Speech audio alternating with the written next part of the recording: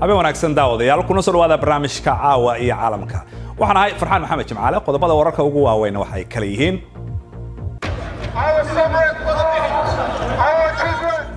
waa Soomaali careysan oo maanta isugu soo baxay banaanka hore ee madasha uu ka dhacay shirka shidaalka ee Soomaaliya ee London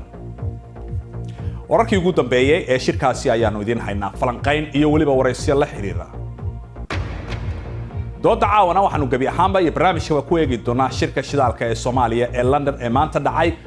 muxuu yahay wax lagu soo bandhigay muxuu soo kordhin karaa shirkaasi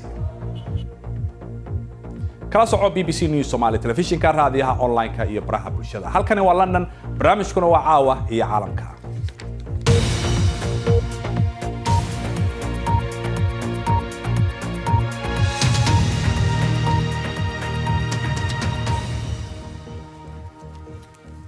waxaan ku bilaabaynaa magaalada London oo maanta uu ka furmay shir lagu soo bandhigay baaritaan laga sameeyay shidaalka xeebaha wadanka Soomaaliya sida ay sheegtay hay'adda baaritaanka samaysay ee Spectrum waxa kulanka lagu soo bandhigay ilaa 50 qayb oo ka tirsan 173,000 oo kilomitir oo ku yaala xeebaha wadanka Soomaaliya sawirkan waxa uu muujinayaa oo ka mid ahaa mid sawirradii lagu soo bandhigay shirka maanta baaxadda iyo waliba inta ay la eg tahay dhulka baaritaanka lagu sameeyay ee xeebaha wadanka Soomaaliya hadaba siyaasiyiinta Soomaaliya ee dawladda mucaaradka ku ay ka soo horjeeda waxay ku tilmaameen shirka inuu yahay mid lagu xaraashayo shidaalka Soomaaliya taasi oo dawladda federaalku ay beenisay wasiirka macdanta iyo batroolka Soomaaliya ayaa BBC-da kula hadlay xarunta shirku ka dhacay maanta waxaana uu yiri markhaatiba ummadda Soomaaliyeed maanta ka noqotay dhammaantood meel kastoo joogaan adigan markhaati baad ka tahay meeshan waxaa loo yimid oo kaliya bandhigid macluumaad laga ururiyay badda Soomaaliya ee looma imaanin xaraash iyo in contract lagu saxiixo wax saxiixa ma jiraan ummadda Soomaaliyeed waxaan u sheegaynaa hantidooda gacan aaminay ku jirtaa ayadoo aan sharciyadii iyo wax kasta loo dhammaystirinna cid saxiixiisa ma jirto baaritaankii la sameeyey sahankii la sameeyey wuxuu muujinayaa in kayd shidaal Soomaaliya leedahay laakiin waxaas waxay caddaan karaan markii inta cid ka shaqaysa loo helo baarta laga soo saaro in shidaalkaas uu yahay shidaal ganacsi gali kara iyo in kale wili ma dhihi karo 100% waan hubnaa shidaal Soomaaliya leedahay laakiin waxaan ku taagannahay jidkii aan ku tagi lahayn in Soomaaliya ay shidaal leedahay maamulaha shirkadda Spectrum oo soo qaban qaabisay shirka soona bandhigtay baaritaankan Jan Schoolmasters ayaa BBC-da waxa uu sheegay in kulankan uusan xaraash ahayn balse uu yahay mid caalamka lagu tusay buu yiri baaritaanka shidaal ee Soomaaliya Spectrum is not auctioning anything. It's ultimately Spectrum waxna ma xaraashayso arrintaasi waa arrin ay ugu dambeyn dawladda Soomaaliya go'aan ka gaari karta mustaqbalka laakiin anaga waxa aan sameynayno waa in aan tusno meelaha aan isleenahay petrol ayaa ku jira waana macluumaad ay shirkadaha oo dhan doonayaan inay ogaadaan oo ay eegaan in iyaga ay suurtagal u tahay inay maalgashi sameeyaan shuruudaha ay ku iibsan karaanna waa kuwa maanta halkan laga sharaxay waxa ay uga dhigan tahay haddii ay maalgashadaan iyo haddii ay qayb ka iibsadaan sida uu noqon doono wax soo saarka batroolka iyo canshuuraha la xiriira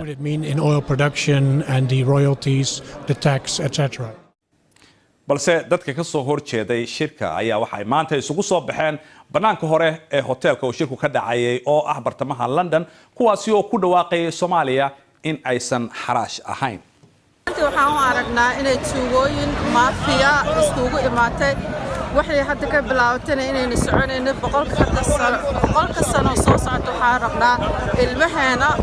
in aan u badbaadino dhaxalkooda dhaxalka waqtigeena anaka kuleeto buu dhamaanaa 100 sano ma gaarayno laakiin ilmaheena waa inaan u seef garaynaa wadankeena is finish سلام بسم الله الرحمن الرحيم halkan waxa soo maanta batroolka Soomaaliya oo dhacayo oo dad yar ay rabaan kaligood inay qaataan ay wadanka wax kasta ay xaalufiyaan badii gateen wax kasta ay gateen Soomaalida halkan taagan qabow guryaha ilmaheena ka nimid waxa u nimid wadankeena inaan difaacno oo okay walaal halkan waxaan maanta isku iman mudaraad aan kaga soo horjeedna hantidii Soomaaliyeed oo la xaraashayo oo wax sharci ah u dagsan aanay jirin sidaad og tahay sharcigii shidaalka lama soo saarin baarlamaanka lama soo marsiinin baarlamaanka waa afduuban yahay Soomaaliya kama jirto sidaad ogtahay hadda xilli xadarkan lagu jiro wax xorriyad qowl kama jiraan maamul goboleedyada waa la burburiyay shidaalka Soomaaliya resource-ka Soomaaliya waxa lagu soo saari karaa wax loo dhan yahay sidaa darteed waxaan u aragnaa group yar oo ayaga danahooda u socdaan oo Soomaaliya danteeda aan ka mathalaynin inay yihiin haddaba si aan wax badan uga ogaano shirkaasi waxaa iminka stuudiyaha igula sugan wariyaha iyaga Cabdiraxmaan Bidhaan oo shirka maanta ku sugnaa Cabdiraxmaan bal noo faahfaahay shirku sidoo u dhacay farxaad sidaad arkaysa shirku si habsami loo dhacay hotel weyn oo halkan inoo dhow baa lagu qabtay oo ay ka soo qayb galeen shirkadaha shidaalka iyo madaxda sare ee dawladda Soomaaliya oo ka mid yahay wasiirka macdanta iyo gudoomiye xigeenka baarlamaanka federaalka Soomaaliya marka shirkaasi wuxuu shir habsami loo dhacay sidaad arkaysana dhanka kalena iyadana dadkii ka soo horjeeday iyaguna hawshooda wateen oo dibadda hotelka ka banaan baxayeen maxay marka dadkan ku banaan baxayaan maxaa laga didsan yahay dadka sida aynu maqlaynay qaarkood dadku farxaan waxa ka didsadeen shaki baa jira in Soomaaliya si jaban laga yaabo in shidaalkeedii shirkada ku qaataan oo siyaasiyiinta Soomaalida ee dawladdan ku jira matalan ay lacag qaataan wax la hubo maaha waa shaki baa jira dad badan waxa ay isleeyihiin siyaasiyiinta Soomaalidu musuq weynta badan faraa la galaan marka cabsidaas ay jirta marka waa tagtay meeshii ma waxba lagu xaraashayay mise waxba lagu soo bandhigay indhahaad ku soo aragtay anigu wixii aanu soo aragnay waxaad farxaano in meeshaasi lagu soo bandhigay xog ku saabsan shidaalka Soomaaliya ee shirkadda Spectrum ay baadhay laakiin si saad la socoto arrimaha shidaalku waa arrimo badan oo siyaasad badan u baahan oo dawladaha ay ku shaqaleeyeen shirkado waaweyn laakiin maanta shirkaasi gabi ahaanba wuxuu ahaa intii aanu BBC-du ay joogtay wuxuu shir lagu soo bandhigay xogta shidaalka ee Soomaaliya aad iyo aad baad u mahadsan tahay Cabdiraxmaan Bidhaan oo nooga warramayay shirkaasi haddaba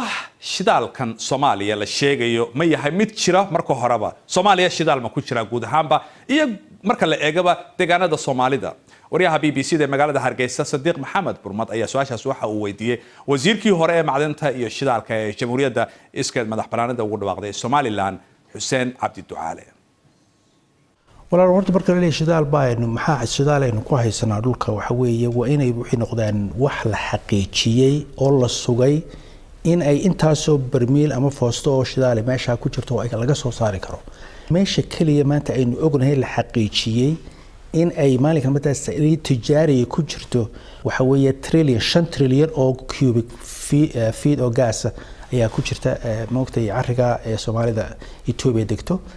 iyo ilaa dhowr iyo 10 milyan oo moogtay yani petrol condensate wax la yiraahdo gas moogtay liquid waxaan kale waxa weeye wali meeshii wax eelalo laga qoday oo petrol ka soo baxo discovery la gaaray wax la yiraahdo moogtay iktishaaf ama discovery la gaaray ma jiro marka kaliya aad xaqiijin kartaa inaad petrol tijaariya meeshii ka heshay waxa weeye markaad bilowdo ceelashii qodaadkoodii bilowdid markaad ceelkii ugu horeysay qodo haddii aad markaa shidaalba ka hesho tijaari la yiraahdo this is a commercial discovery wax la yiraahdo man halka ku harimaysa sheekadu waxa weeye markaa inaad xajmiga goobta petrolka ku jira xajmigeeda qiyaasta oo eegtaa wada markaa ceelal badan oo kale ku dartaa meeshii dhamaysa inaad magtay fahanto inta petrol ku jirta diraasado markaa ku samaysaa kaydkan aad heshay inta xajmigiisu yahay inta aad ka soo saari kartaa intay noqonayso waxaasina diraasado badan bay qaadanaysaa iyo ceelal badan oo la qodo markaas bay factual noqonaysaa inta kale waxa weeye sharciga dee moogtay yani xillisanada haystaa iyaga dacaayada samaysta oo oranaya halka 200 bilyan ba ku jira moogtaan oo imika aanu wadno waxay doonayaan inay ku xayisiiyaan shareeskooda iyo magaranaysa dee sare ugu qaadana moogtay dee shareholders investment kuma moogtay sare ugu kaco laakiin reality-gu markay imanaysa waxa weeye marka aad bilowdo ceelashii ee aad test garayso ceelashii ee aad daraasayso aad xajmi markaas ma waan kartaa salida ku jirta meesha Soomaaliland iyo Soomaaliya muran siyaasadeed baa u dhaxeeya Soomaaliya gudaheedana khilaafyo badan baa ka jira iyadoo waxa soo dhami jiraan shidaal ma la baari karaa ama Soomaaliland xaggayga ama xagga Soomaaliyaba Soomaaliya waqtigan xaadirka waan dee la socdaa inay maalinkan maanta bid round wax la yiraahdo ay ku jiraan oo maantadan ay ka furantay muxuu ahay magaalada London bid round kaasi wuxuu aan sidaan dee anigu dee moogtay ka akhristay waxa weeye waa offshore Soomaaliya ayaa moogtay bid round lagu bixinaya ee wax onshore oo dhulka gudihiisa ah maaha laakiin anigu walaac baan ka qabaa runta wanaagsan waayo waxa weeye dee marxalad weyn baynu inagu maray Soomaaliland ay martay oo ka soo gudubta caqabad badan oo aad u fara badan waxa ugu horeeya waxa weeye dadka aan meelaha dadku ku nool yihiin aad wax ka baadhiso haddaydan wixii fahansiin oo aanad waqti la qaadan oo aanad wixii aqbalin waxa uu ay qaadanayaan moogtay shirkad weyn oo ajnabi wadato moogtay dhowr dhinac ay ka shaqaysanayaan bay u qaadanayaan marka waa inaad marka hore intaanad waxba bilaabin aan dadkii horta kalsoonidooda aad heshaa taa anigu ma arko markaa yani inaynu hal marxaladda ay gaadhay Soomaaliya inay gaadhay oo martay hanatay kalsoonidii dawladda meesha joogta ay kalsoonidii hanatay magaranaysaa deegaanada waxa laga baarayo imka offshore waxa weeye ciidamada halka ma gaari karto waa bad weeye laakiin baddaas markay wax laga helo waxa weeye barigu ma looga soo noqonaya wixii laga process gareynaya bal markan aynu eegno qodobada kale ee ku jira wararka caawa kooxaha badbaadada ee magaalada Istanbul ayaa baaraya burburka dhismo 8 dabaqa oo dumay ugu yaraan 3 qof ayaa ku dhintay qaar kalena waa ay ku dhaawacmeen iyadoo laga cabsi qabo in dad kale burburka ay ku hoos jiraan maantana gabar 5 jir ah ayaa laga soo badbaadiyay oo isbitaalka loo qaaday 19 saac kadib markii dhismahaasi uu burburay koox diblomaasiyiin oo reer Canada oo xanuunsaday markii iyaga oo ka howlgalay wadanka Cuba uu ku dhacay xumad loogu magac daray Havana syndrome ayaa waxa ay dacwad ka shaqeynayaan oo ay ku dacweynayaan dawladooda waxana ay sheegeen in si ula kaca loo bartilmaameedsaday iyaga iyo qoysaskooda waxa ku dhacay madax xanuun wareer iyo sanka oo dhiig ay ka keeneen waxana ay ku eedeeyeen dawladda Canada in diblomaasiyiintaasi ay wax u qaban weysay dawladda Cuba waa ay beenisay in wax luga ay ku leedahay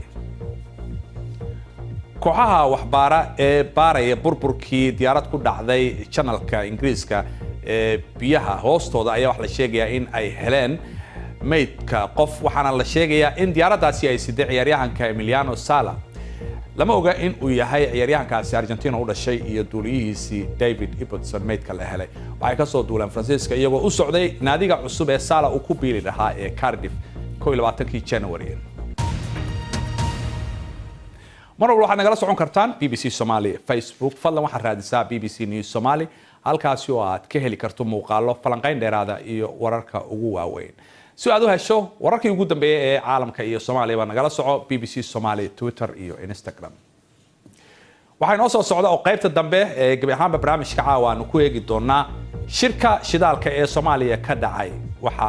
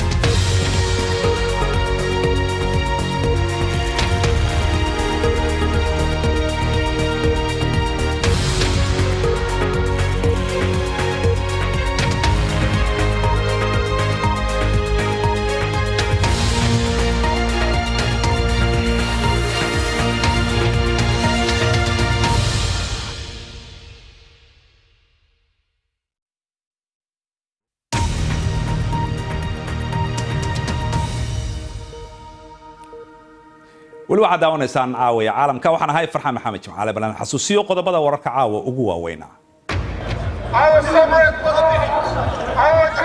waxay ahaayeen Soomaali caraysan oo maanta isugu soo baxay banaanka hore ee shirka uu ka dhacayay shirka shidaalka ee Soomaaliya ee London madasha uu ka dhacayay gabi ahaan barnaamijka caawa isaga ayaanu ku eegaynay shirkaasi doodana aanu ku qaada dhigaynaa haddii marka hore hadba aanu guda galno dooda magaalada London waxa lagu soo gabagabeeyay hadaba kulankaasi ku saabsanaa baaritaanka lagu sameeyay shidaalka Soomaaliya dad badan ayaa shirka mucaaraday hadaba waxa igala qayb galaya doodo caawa stuudiyaha igula sugan Cabdisalaam Guleed oo ah khabiir xagga amniga ah oo ka faalooda iyo waliba Dr. Xasan Cali Xuseen oo isna khadka Skype-ka uga jira wadanka Sacuudiga oo ah nin macallin sare oo hay'adda Aramco la shaqeeya tobar sare ah marka hore waxaan ku bilaabayaa Dr. Xasan Cali Xuseen kolay shirkii horena waan xasuustaayo Soomaaliya gaaska iyo shidaalka laga hadlayay waa joogtay 5 sano ka hor London marka waxaan maanta la soo bandhigay markaad eegto Soomaalidu dad badan baa isweydiinaya waxay leeyihiin marka horeba shidaal wadanka horta ma ku jiriyaa bal sharax si kooban bismillaahi waa mahadsantahay Farxaan shaki kuma jiro Soomaaliya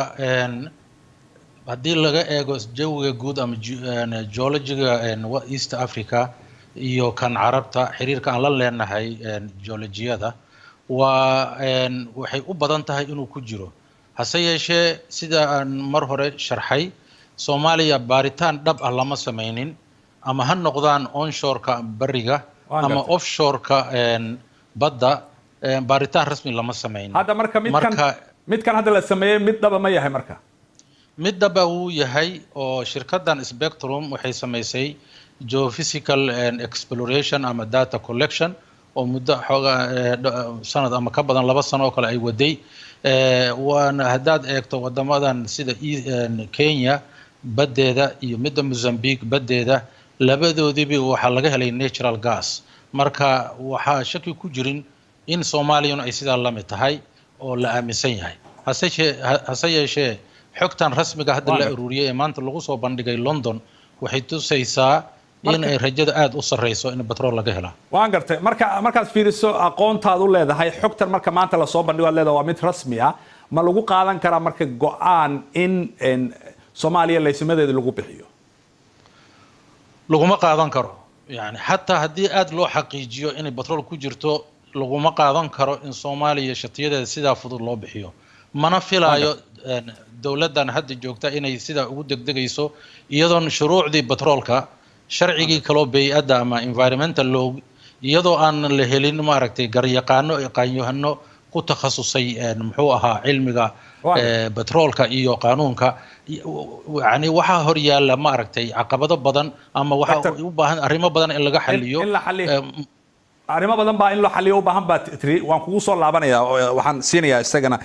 Cabdisalaam Guleed oo studio hayla jooga Cabdisalaam shirkana maanta waa joogtay oo ka dhacay London oo goob joog baad wahayd waana aragtay wixii lagu soo bandhigay markaad eegto marka Dr. Xasan waad maqlaysay hadalkiisii maxaa adiga kaaga baxay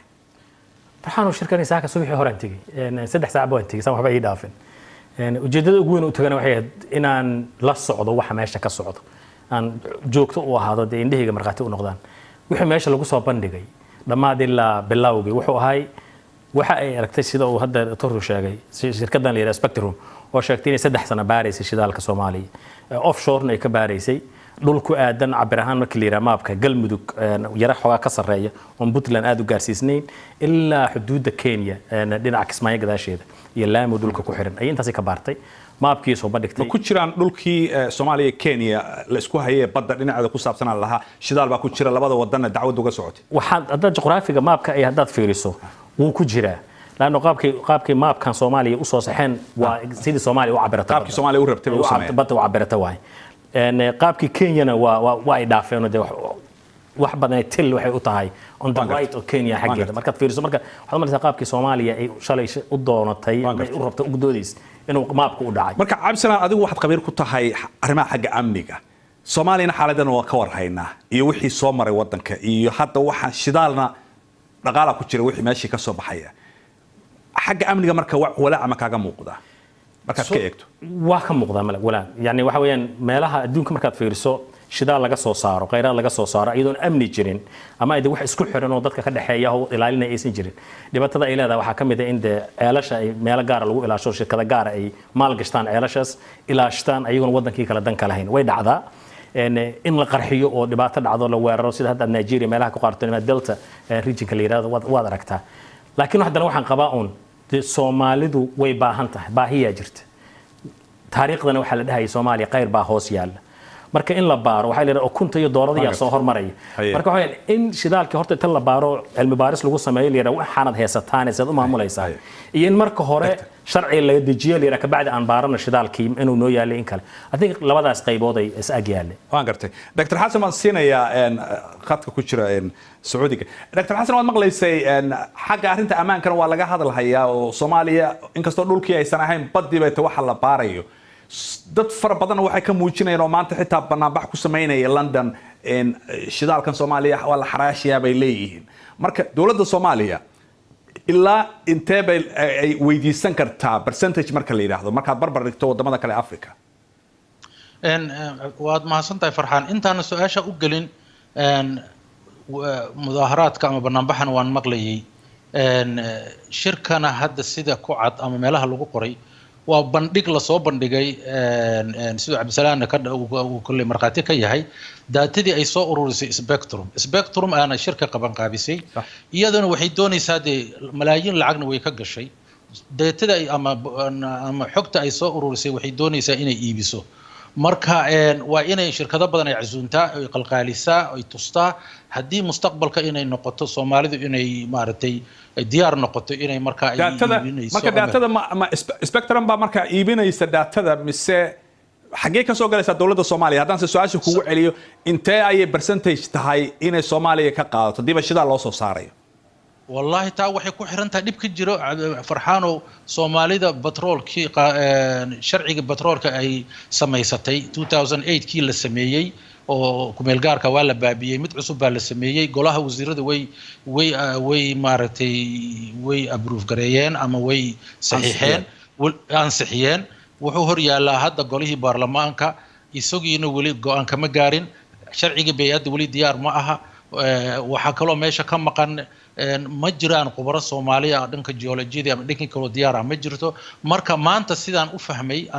xataa aan xog ahaan hoos u wareystay waa un soo bandhigid la tusayo shirkadihii caalamka dalalka markaad eegto South Sudan oo kale hadda watii shidaalka loo soo saaray wadamo fara badan oo Afrika markaad eegto ilaa inta celcelis ahaan marka haddaan kugu celiyo su'aashaas sida percentage ahaan haddaan ku soo gaabiyo sida caadiga ah Sacuudiga oo kale markii 80 sano 90 sano ka hor markuu Mareykanku u soo saaray waxay qaadanayeen 5149 يعني كونتون يكون يا فترة سجال بكلا قادنية أنت أسي كلا قادنية أما ويكبرنا كرتا أما سيدا حد بهشيس كورنا لكن سؤال مركل وحيدنا تاجنتها ودن كهشيس كلا أي شركة هلا قليا وإنه يشاء شرعي بترول كوا إنه ديار وهذا وشرعي دي بدم ديار وهذا تنكلوا عن قدر لها وحير عن قدر لها مظاهرات كمان بنامبح ما أنت دعي دولد وحكم قانون كل ترين لها إن أي public relation كأما dadweynaha Soomaalida kuwa gudaha kuwa dibadaba ay u bandhigtaa oo qancisaa ay ka dhaadhicisaa laakiin haddii ay ku eedeyso wax walba siyaasiyiin kaliya waxa weeye iyagii dadweynaha way kala go'ayaan waan gartay Dr. Xasan waxaan siinayaa Cabdisalaan qaybaha kala duwan sidoo sheegayo in la qanciyay ma kula tahay su'aasha rabeen kale in ku weydiin waxa weeye wuxuu yiri in xilligaas uu ka hadlay Sacuudiga oo kale Soomaaliyana hadda sharcigii wata marro soo hadal qaadaysay ma u diyaarsan tahay Soomaaliya hadda waxaas leeyahay Soomaaliya waxay u diyaarsan tahay bijirinba at the moment waqtiga hadda jira Soomaaliya waxay u diyaarsan tahay ama de wax weel oo u diyaarsan haddii sharci noqoto iyo haddii awood noqoto midna ma jirto laakiin waxaan isleeyahay wadankiina wuu jiraa dhaqaalihiina way jiraan baahidiina way jirtaa dad expert iyo internationalna way jiraan oo la soo kireysan karo hadda shirkaddan waxay sheegtay inay 3 sano hawshan ka shaqeynaysay haddii marka shirkaddan ay soo bandhigto waxa Soomaaliya ay heli karto Soomaaliduna ay kireysato khubaro loo baahan yahay oo de hadday sida uu doctorku sheegay la iibin karo Soomaaliya dhaqaalaheedii iyo resourceska ay haysato waxaan isleeyahay wax ku jaban mal laakiin Soomaaliya wax ku maamahada nin mara guntasho xun inuu wax qarsanayo loo malay dawladii de ma hadasho waxay sheegaysana ma aragno marka de waxaan laakiin taas marka laga soo tago in waad ogtahay Soomaaliya wali isma haysato maamulo kala duwan baa jiro wadanku waa federal in sidee waxa soo dhan la isugu keenaya baad isleedahay marka haddii sida hadda maanta meesha ka muuqata oo runtii aad u qurux badneed qaabkii u soo bandhigaan haddaad fiiriso waxaan isleeyahay waa cilmi Soomaaliya ka maqnay waa data Soomaaliya ka maqnay oo aan isleeyahay dhaxalgal waa Soomaaliya sida loo maamulayo iyo sida loo qaybsanayo iyo xaq iyo sida loo kala qaadanayeen waa mas'uuliyad hortaalo maamulka maanta yaala baarlamaanka maanta yaala iyo siyaasiyiinta Soomaaliya hal su'aal baan xasan ma ku soo maxaad ku talin lahayd Soomaaliya se goorma suurtagal ay tahay in shidaal ay leedahay Soomaaliya ay baac geyso wallahi in marka hore dawladdu way dadaashay road showgan ama soo bandhigadan ay sameysay deetada la soo ururiyay inay caalamka tusto inay caalamka tusto in ay ma aragtay wadamada dariska ah sida Uganda iyo Kenya iyaguna sida oo kale batroolka iyagana baaris ku wada inay soo bandhigtaa waa wax laga maarmaan ah dawladdu waxay ka gaabinaysaa dadweynaha inay marka hore qancisaa oo intay shirkadaha intay u dhigan lahaayeen inay tustaa marka waxaan dhihi lahaa soo saarista Soomaaliya in la soo saaro soo saarista shidaalka waxa ka horeeya marka hore in la diyaar garoobo sida Cabdisalaan sheegay wax diyaar ah male shuruucii oo dhan waxa dhan diyaar ma aha waa ma santaa Dr. Xasan adiguna waxaad qabtaa in la diyaar garoobo أنا waxaan in Soomaaliya u baahan tahay waxa maanta la qabanay laakiin in la diyaar garoobo waajib saaran inay tahay dadka mas'uuliyadda hay aad iyo aad baad mahadsan tihiin labadiinaba Dr. Xasan Cali waan ku mahadcelinayaa adiga Cabdisalaan Guuleed adiguna aad iyo aad baad mahadsan tahay inta ayaanan ku soo gabagabeynaynaa daawadayaal idin lahaantiinba barnaamijkii caawa oo aanu ku eegaynay shirka shidaalka ee Soomaaliya ee London ka furmay maanta inta aanu mar kale dib u kulmayno dhammaantiinba waxaan idinkaga tageynaa sidaas iyo habeen wanaagsan